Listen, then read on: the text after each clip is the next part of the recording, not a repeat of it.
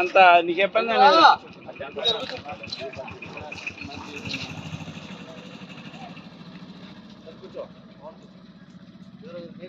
కూర్చోలేపే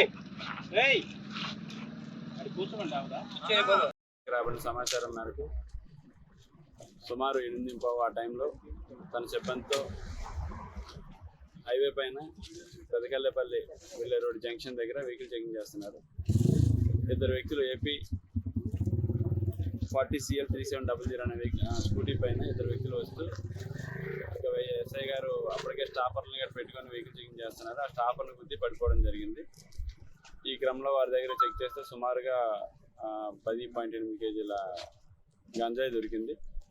వీళ్ళు విశాఖపట్నం రూరల్ నుంచి వస్తున్నట్టుగా చెప్పారు. అలాగే ఇది హైదరాబాద్ వెళ్తున్నట్టుగా సమాచారం. అయితే వీళ్ళు ఇంతకు ముందు అంటే ఇక్కడ రాకమునిపై అంటే గూడూరు పోలీస్ స్టేషన్ పరిధిలో వీళ్ళు అక్కడ ఇన్ఫర్మేషన్ రావడంతో అక్కడ ఎస్ఐ గారు వెళ్ళి వెహికల్ చెకింగ్ చేస్తుంటే వాళ్ళని కూడా గుద్దుకొని అక్కడ వెహికల్ గుద్దుకొని అక్కడ నుండి తప్పించుకొని ఈ హైవే పైకి రావడం జరిగింది.